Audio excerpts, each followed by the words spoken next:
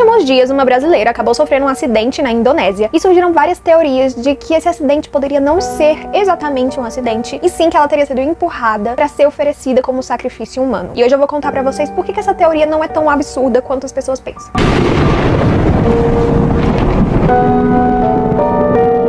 Oi gente, tudo bom? Bem-vindos a mais um vídeo do canal. O vídeo de hoje eu vou contar pra vocês a história do monte ou vulcão Rinjani. Bom, eu vou logo deixando claro aqui pra vocês que eu não vou falar sobre o que aconteceu com a Juliana, a brasileira que caiu, né, no vulcão ali na Indonésia, porque não se sabe ao certo o passo a passo do que aconteceu. Tá tudo muito mal contado, muito misterioso, e eu só vou vir contar sobre esse caso quando saírem as provas oficiais do que realmente aconteceu, a história, como que foi, quem tava com ela, porque disseram que ela foi deixada ali pelo guia porque ela tava cansada. Outros disseram que o guia pode ter tentado fazer alguma coisa com ela e ela não quis e ele empurrou ela. Então assim, tá toda uma confusão essa história, e como eu não quero trazer notícias falsas pra vocês, eu vou esperar que seja oficializada toda a história, o passo a passo do que aconteceu com ela. Mas hoje eu quero contar pra vocês o porquê que essa teoria que surgiu de que ela poderia ter sido jogada como sacrifício humano para o deus do vulcão não é tão absurda. O Monte Rinjani, ele tá localizado numa ilha na Indonésia chamada Ilha Lombok, e ele é o segundo monte mais alto do país. Para as pessoas locais, ele não é apenas uma montanha, um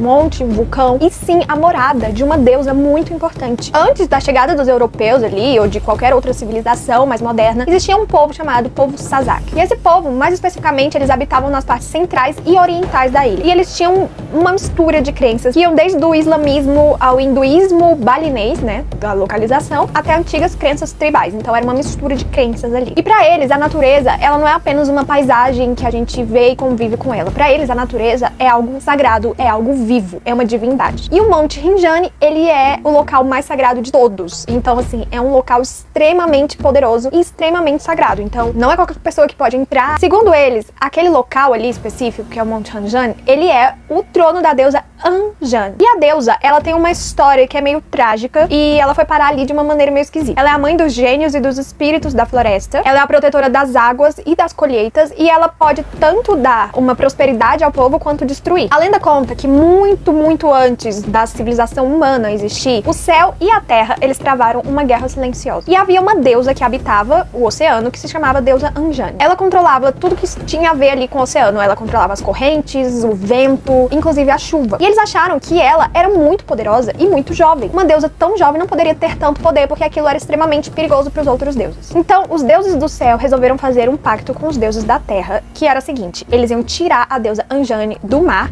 e aprisionar ela num local na terra onde o céu e o mar não se encontrariam, porque aí o poder dela seria enfraquecido. Então, em uma noite, ela estava dormindo embaixo do oceano, e os outros deuses pegaram ela dali e lançaram ela num lugar na terra, em cima de um monte. Só que ela foi lançada em forma de chama líquida, ou seja, lavas, né, do vulcão. Quando ela foi lançada ali naquele monte, acabou se tornando um vulcão. Então, a deusa acabou se tornando parte daquele monte. A lenda diz que quando o corpo dela, em forma de chama líquida, tocou ali a terra tremeu por 7 dias e 7 noites. E foi aí que surgiu o Monte Rinjani, que acabou se tornando um vulcão, porque a deusa, em forma de fogo líquido, foi lançada ali. Então ali se tornou a morada e o trono da deusa Anjani. E como ela foi lançada ali, ela declarou que ela iria reinar sobre aquele local, então ela controlaria os homens, né, os seres humanos. E aí o Monte Rinjani acabou se tornando não só a morada dela, mas também um local que dividia o mundo dos espíritos do mundo dos homens. E ela era guardiã desse portal entre os dois mundos. Então ali era extremamente sagrado, porque não era só a morada de uma deusa, mas também a passagem do reino dos espíritos e dos deuses para o reino dos homens. E aí, pro povo Sasak, ela passou a ser não só uma deusa, mas como uma entidade que guarda o coração da ilha, que é o vulcão. E esse nome Rinjani, ele veio do nome da própria deusa, que a gente conhece hoje em dia como Anjani,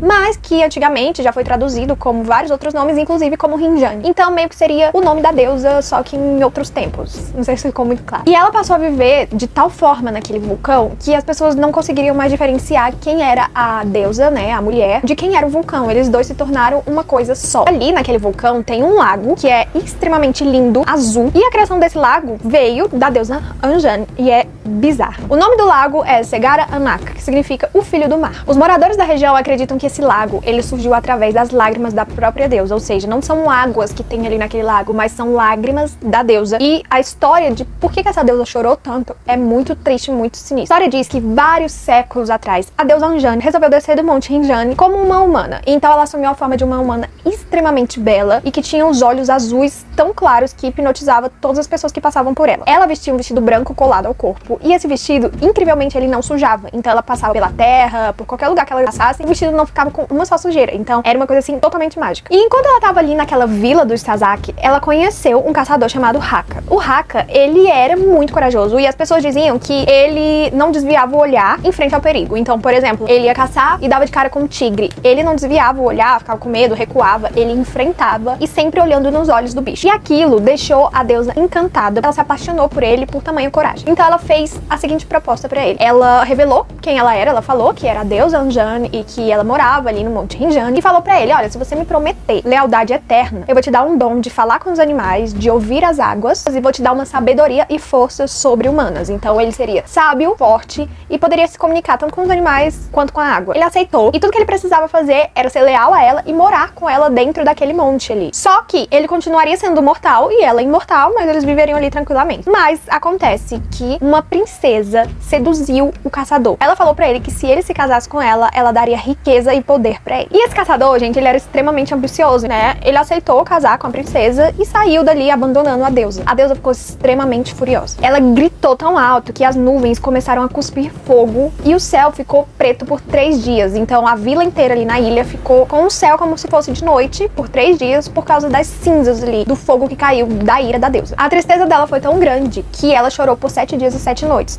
E todas essas lágrimas do choro da deusa se tornaram as águas do lago Segara Anak. Só que o Haka, ele não teve um fim muito bom, não. As pessoas dizem que depois que ele fugiu ali do monte da deusa, ele passou a viver, né, com a galera da região até o casamento. Só que ele ficou completamente perturbado. Ele sonhava todas as noites com a deusa e com os olhos azuis dela. E pra onde ele olhava na escuridão, ele via os olhos da deusa como se ela estivesse perseguindo ele. Então ele não ficava em paz em nenhum momento. Inclusive, em qualquer reflexo de água que ele olhasse, ele via a deusa olhando pra ele com aqueles olhos azuis profundos, extremamente furiosa. Então, qualquer água, ele via o reflexo dele, ele via a deusa. Então, era extremamente assustador. Na noite do casamento dele com a princesa, o monte tremeu. Então, a terra ali deu uma tremida e todas as tochas se apagaram. Quando as tochas voltaram a acender, o Haka tava com os olhos completamente brancos e a pele dele tava completamente como se tivesse sido queimada pela lava do vulcão. Inclusive, tava caindo, tava se despedaçando como se realmente tivesse sido, né, queimada e caindo os pedaços da pele, e ele ficou desesperado. Ele resolveu, então, fugir ali pela floresta até o monte onde a deusa estava, porque ele queria pedir desculpa pra ela e continuar vivendo ali com ela pra ver se ela tirava aquela maldição dele, né? A pele dele se decompondo, como se tivesse sido queimada,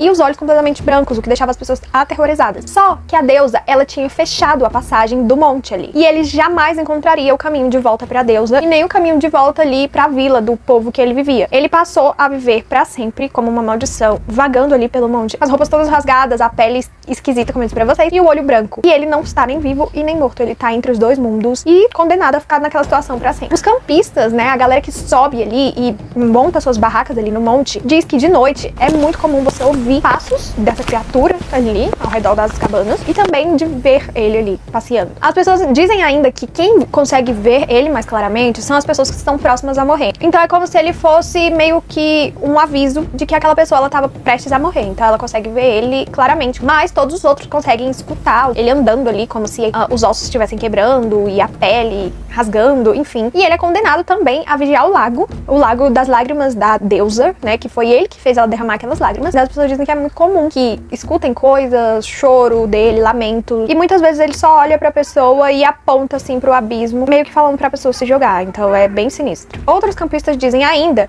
que, além de escutar ele ali pelo acampamento, enquanto eles estão dormindo dentro das barracas, eles sonham com um homem ajoelhado na beira do lago azul profundo, e ele tá nessa situação que eu disse pra vocês, com os olhos brancos e com a pele meio derretida, como se tivesse sido queimada pelo vulcão. E aí as pessoas têm esse sonho recorrente, tipo, todas as pessoas que vão dormir ali no acampamento dentro do monte têm esses sonhos esquisitos. E agora eu vou contar pra vocês por que não é tão absurda a história de que a Juliana teria sido oferecida como uma oferenda humana pra divindade que vive ali no Monte Rinjani. Bom, como eu disse pra vocês, o povo Sazak Sazak, que vivia ali na região, eles acreditavam que a deusa vivia naquele monte, e inclusive ela tinha se tornado parte daquele monte. Aquela deusa, aquela divindade, ela precisava ser alimentada, ela precisava ser adorada de alguma forma. A maior de todas as adorações era o sacrifício humano. Então, assim, não era suficiente oferecer apenas comida ou animais. Precisava ser oferecido um sacrifício humano, tanto para Deus abençoar as colheitas, ou então quando estavam acontecendo muitos desastres naturais ali, terremoto, eles ofereciam esse sacrifício humano para que a deusa se acalmasse, porque significaria que ela estava nervosa, com raiva, então ela precisava de sangue para se alimentar e se sentir adorada e não esquecida. Esses sacrifícios, eles eram chamados de Persembahan Jiwa, o que significava oferenda de almas, porque literalmente era oferecida uma alma humana para aquela deusa, para que ela se acalmasse, ou para que ela prosperasse a colheita. Então, aquele sacrifício, né, aquela oferenda de almas, ela era feita junto com orações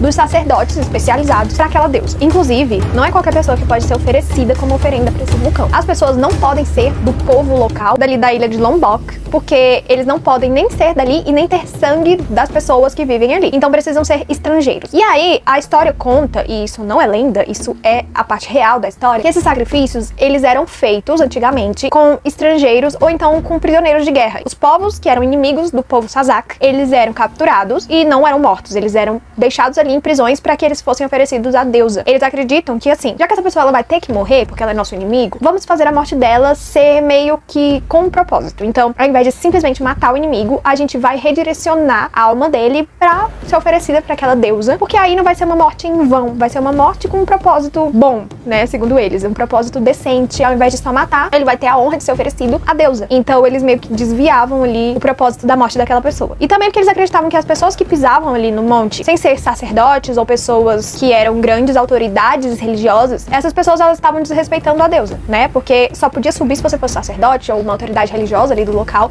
e se você estivesse subindo sem ser, é porque você é um estrangeiro. A galera ali do local não sobe, não subia, e isso deixa a deusa extremamente furiosa, porque ela pensa que a pessoa está desrespeitando ela. É um solo sagrado que só pessoas específicas podem subir. Por que essas pessoas que não são específicas estão subindo? Então, essas pessoas, era muito comum que elas fossem usadas como oferendas, porque elas desrespeitaram a deusa. E aí que vem a história que eu disse pra vocês. A Juliana, ela tava com outras pessoas, né, com outros turistas subindo um monte. Nenhum deles era só sacerdote ali do local, nenhum deles estava indo fazer uma oferenda pra deusa. Então isso pode ter sido considerado pro povo como um culto à deusa. E essa deusa, ela dá castigos pro povo. Então, desrespeitou ali o local da deusa, a deusa vai dar terremoto, ou o vulcão vai entrar em erupção. Isso são crenças deles, tá, gente? Não sou eu que tô falando, não. Ela poderia ter sido jogada ali como uma oferenda pra deusa, pra que a deusa não fizesse nada de absurdo com a ilha. É uma teoria que dá pra acreditar, sim, porque ela era estrangeira, ela não fazia parte do povo, assim como dizem que tem que ser o sacrifício, que tem que ser uma pessoa que não faz parte do povo e que não tenha sangue daquele povo, pra que a deusa aceite. E também que tava desrespeitando a deusa, subindo ali no monte sem autorização dela e sem um propósito de fazer um sacrifício ou uma oferenda. Então, pode ser que alguém tenha empurrado ela ali como sacrifício pra deusa. Isso não é completamente impossível, tá? Eu não tô dizendo que foi, enfim. Eu só tô contando pra vocês como a história ali do local, do vulcão e dos sacrifícios mostra que isso pode ter sido, sim, possível.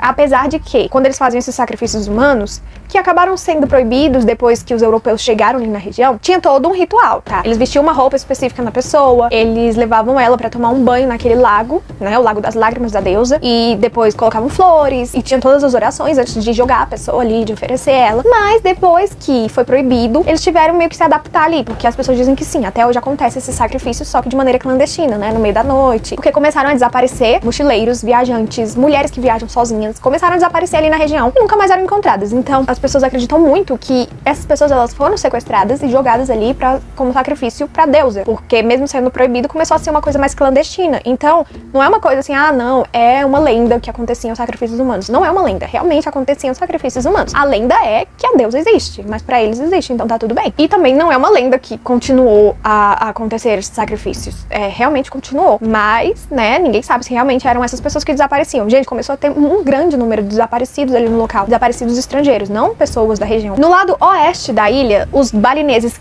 hindus, eles também acreditam que o Monte Rinjani, ele é sagrado e é a morada da deusa. Eles inclusive acreditam que ali dentro do monte tem uma cidade subterrânea, onde vive descendentes dos primeiros humanos na Terra, que foram colocados ali como castigo, depois que eles foram expulsos pelos deuses, e que eles vivem ali sem ver a luz do sol, e acabaram até se tornando criaturas. Esse povo acredita também que algumas pessoas que se perdem ali pelo Monte Rinjani, que é muito fácil de se perder, eles pedem, fazem orações para que os deuses levem eles até essa cidade subterrânea, porque nessa cidade o tempo passa diferente. Então, eles acreditam e eles inclusive dizem que tem pessoas que desapareceram, ficaram décadas desaparecidas ali no monte, e aí essas pessoas elas voltam do nada, sem ter envelhecido um dia sequer. Então, elas teriam tido acesso a essa cidade subterrânea, onde o tempo passa diferente. Algumas pessoas dizem, inclusive, que quando vão fazer trilha ali no Monte Rinjani, eles escutam barulhos de flauta. Eles começam a ver luzes azuis ali no meio da noite, vindas de lugar nenhum, e ver, né, essa presença dessa criatura, que no caso era o Haka, que acabou se tornando uma criatura que vive entre os vivos e os mortos, ali vagando pra proteger o lago. Então, muita coisa estranha acontece por ali, as pessoas dizem. Inclusive, em 1994, sacerdotes ali da região, eles tiveram uma visão de que o lago ali, que fica dentro do monte, ele sangraria. E aí, alguns dias depois, o lago Segaranak, ele começou a mudar de cor. Ele ficou vermelho, vermelho sangue, e aí, algumas horas depois, o vulcão entrou em erupção. Então, essa visão que eles tinham tido de que o lago sangraria, na verdade, né, ele ficaria em tons de vermelho sangue e depois o vulcão entraria em erupção. Então, é cheio de crenças, lendas e misticismo ao redor desse monte. Então, não é um monte aleatório. É uma coisa toda cercada ali de rituais e de lendas, de crenças. Não é só